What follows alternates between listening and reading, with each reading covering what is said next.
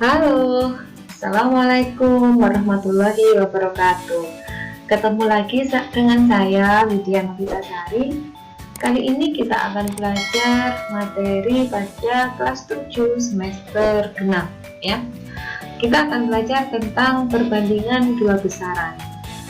Belajar kita kali ini dengan tujuan untuk menentukan perbandingan dua besaran dengan satuan sama, serta kalian juga nanti bisa menentukan dua besaran dengan satuan yang berbeda. Nah, perbandingan ya. Sebentar nih, kalau dalam kehidupan sehari-hari atau biasanya gini, kalau kita belajar di kelas gitu ya, setelah ulangan, guru membagikan hasil ulangan, nilai ulangan kalian dibagikan.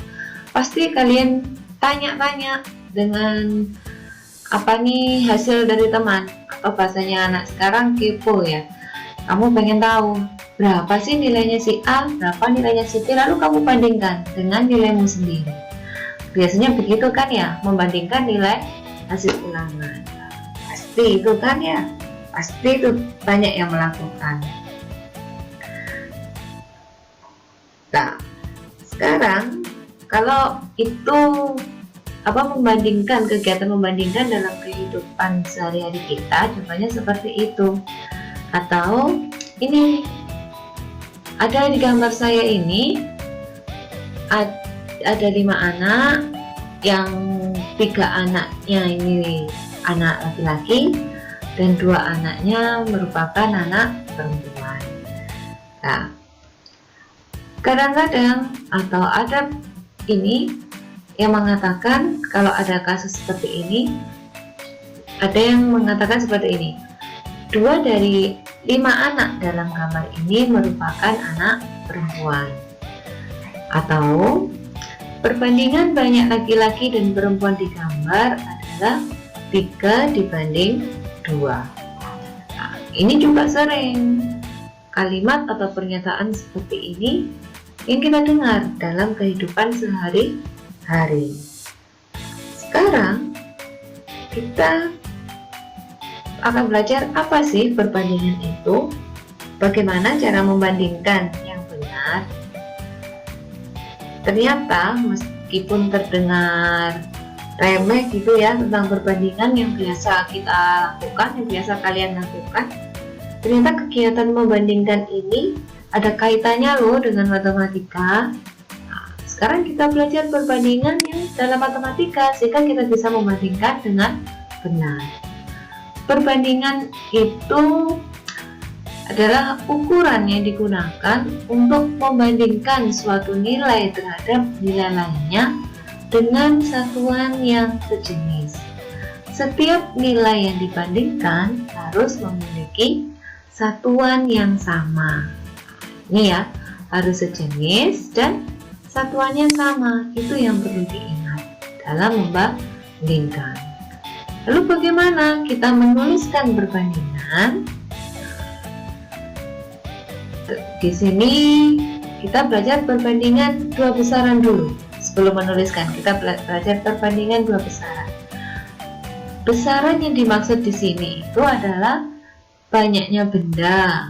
Seperti tadi contoh saya yang pertama tadi ada gambar 5 anak, itu berarti kita akan membandingkan banyaknya anak pada gambar.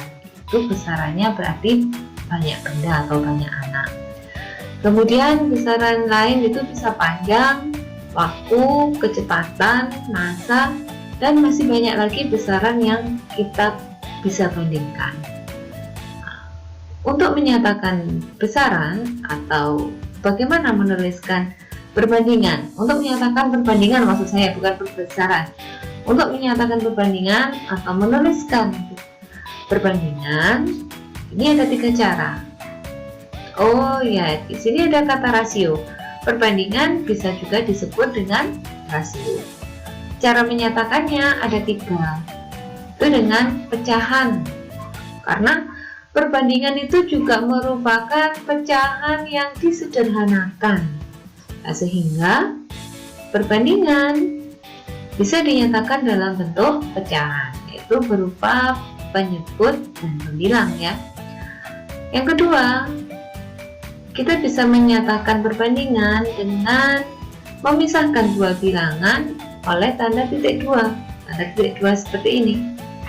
Misal 2:3. Ini bisa dituliskan 2, kemudian diberi titik 2 lalu 3. Ini membacanya 2:3. Atau yang ketiga, dua bilangan yang dipisahkan dengan kata dari. Ini juga ada di contoh saya tadi ya. 2 dari 5 anak dalam gambar adalah perempuan. Nah, di sini menggunakan kata pisah dari ya. Ternyata tadi sudah kita menyatakan perbandingan di contoh-contoh tadi ya. Hal yang perlu diperhatikan dalam membandingkan dua besaran, bandingkan besaran yang satu dengan yang lainnya, samakan satuannya, jadi satuannya harus sama, disamakan. Kalau ada yang berbeda disamakan dulu, bukan berarti nanti setiap soalnya harus sama satuannya, tidak. Nanti pasti ada yang satuannya berbeda, maka sebelum kita bandingkan maka harus kita samakan dulu satuannya. Kemudian sederhanakan, seperti halnya menyederhanakan pecahan ya. Kita sederhanakan, jadi dua atau lebih dari dua bilangan yang kita bandingkan, kita sederhanakan dengan cara membagi bilangan-bilangan itu dengan FPB-nya, atau membagi bilangan-bilangan yang dibandingkan dengan bilangan yang sama, dengan angka yang sama. Itu cara menyederhanakan perbandingan, sama seperti menyederhanakan pecahan. Nah, ini ada contoh untuk membuat peyek ya. Peyek ini makanan yang enak. Dibutuhkan 5 kg tepung beras dan 10 kg kacang tanah. Nah, jadi untuk menuliskan perbandingan antara tepung beras dan kacang tanah, kita bisa menuliskan 5:10. Nah, sebelum menuliskan ini kita cek, kenapa ini langsung bisa ditulis 5:10? Oh, ternyata satuannya mereka sudah sama. Tepung berasnya dalam kilogram, kacangnya juga dalam kilogram, sehingga bisa ditulis 5:10. Kemudian seperti tadi cara yang ketiga, setelah dibandingkan kita sederhanakan. Jadi 5:10 itu FPB-nya adalah 5, sehingga 5 dibagi 5, 10 juga dibagi 5. Ini kita samakan ya, kita sederhanakan, bagi dengan bilangan yang sama. Tadi FPB-nya adalah 5, maka kita bagi 5. 5 dibagi 5 itu 1, 10 dibagi 5 sama dengan 2. Sehingga perbandingan antara tepung beras dan kacang yaitu 1:2. Pada perbandingan perlu diingat, tidak boleh dibolak-balik ya. Jadi kalau ini perbandingan tepung beras dan kacang, maka bilangan pertama ini juga harus punyanya tepung beras, yang bilangan kedua ini punyanya kacang ya. Tepung berasnya 5 ya tulis 5 di awal, kacangnya 10 ditulis 10. Jadi tidak boleh dituliskan perbandingan tepung beras dan kacang yaitu 10 dibanding 5 ini, padahal dia tepung beras dan kacang yang dibandingkan. Kalau ada yang menulis, padahal yang ditanyakan itu tepung beras dibanding kacang. Tepung beras dibanding kacang 10:5.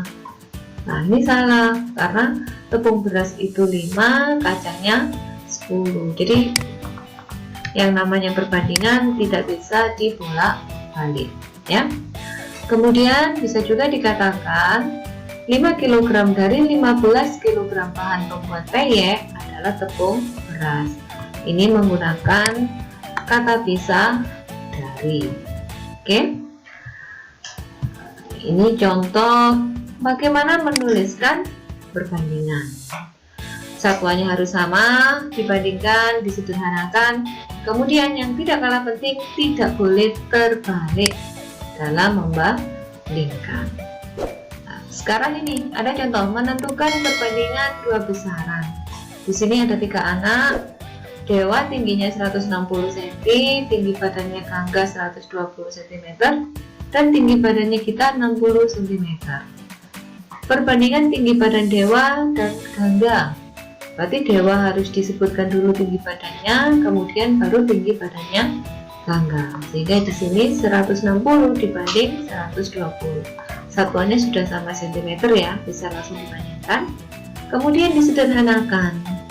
160 dan 120 itu FBB-nya adalah 40, sehingga 160 ini dibagi 40, 120 juga dibagi 40. 160 dibagi 40 yaitu 3, 120 dibagi 40 sama dengan 160 bagi 40 itu 4, dan 120 dibagi 40 yaitu 3, sehingga perbandingan tinggi badan Dewa dan Gangga 4 dibanding 3. Jadi ini perbandingan tinggi badan kita dan Gangga. Kita itu 120 cm, kitanya 60 cm, Gangganya 120 cm, sehingga perbandingannya tidak boleh terbalik. Kita dulu maka ditulis 60, kemudian Gangganya 120. 60 dibanding 120. Setelah itu kita sederhanakan. FBB dari 60 dan 120 yaitu 60. Titiknya 60, sehingga perbandingannya tinggi badan kita dan Gangga itu 1:2. Ini perbandingan dengan satuan yang sama. Sekarang kita akan belajar perbandingan dengan satuan yang berbeda. Perbandingan dua besaran dengan satuan yang berbeda. Apanya yang beda? Ini sama kilometer. Di sini perhatikan ini. Nita itu berjalan 4 km dalam 1 jam. Reno 9 km dalam 2 jam. Alan itu 9 km dalam 3 jam. Di sini waktunya ini berbeda. Ini yang disebut dengan satuan yang berbeda. Untuk membandingkan atau menentukan siapa yang paling cepat, ini harus kita samakan dulu satuannya. Kita tidak bisa menentukan sebelum satuan ini kita samakan, ya. Jadi untuk menyamakan ini akan lebih mudah apabila semuanya dalam bentuk 1 jam, sehingga yang tidak 1 jam kita ubah. Ini si Nita sudah 4 km dalam 1 jam, Reno 9 km dalam 2 jam. Artinya Reno itu berjalan 4,5 km dalam 1 jam. Dari mana 4,5? Ini ya, 4,5 ini dari mana? Ini dari 9 dibagi, ini dibagi ya, 9 dibagi 2, kalau ini per, itu jadi 4,5. Lalu Alan 9 km dalam 3 jam, biar sama-sama dia dalam 1 jam, maka ini bisa kita bagi juga. 9 km dibagi 3, sehingga Alan itu berjalan 3 km dalam 1 jam. Sekarang ini satuannya sudah sama, semuanya dalam 1 jam, sehingga kita bisa menentukan siapa yang paling cepat. Ternyata yang paling cepat yaitu ini, Reno. Dia bisa berjalan 4,5 km dalam 1 jam. Ya, Reno lah yang paling cepat. Jadi jawabannya yang paling cepat adalah Reno. Nah, itu caranya kita membandingkan dua besaran dengan satuan yang berbeda. Oke, perbandingan ini masih banyak yang akan saya bahas lagi, tapi untuk kali ini saya akhiri sampai di sini. Agar kalian tidak ketinggalan dengan materi-materi yang saya share, ada baiknya kalian klik like, komen, dan subscribe. Jangan lupa kalian bunyikan loncengnya sehingga tidak ketinggalan dengan materi-materi yang akan saya bahas berikutnya. Oke, wassalamualaikum warahmatullahi wabarakatuh.